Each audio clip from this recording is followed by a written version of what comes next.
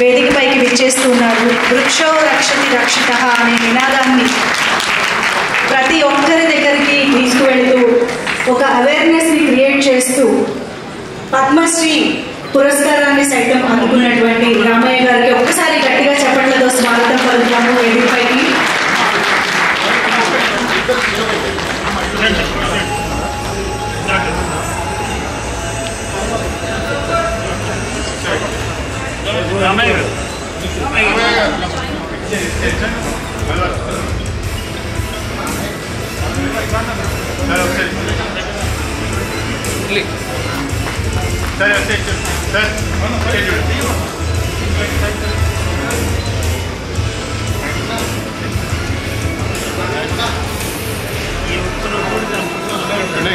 Coming here and wishing the team. Thank you so much.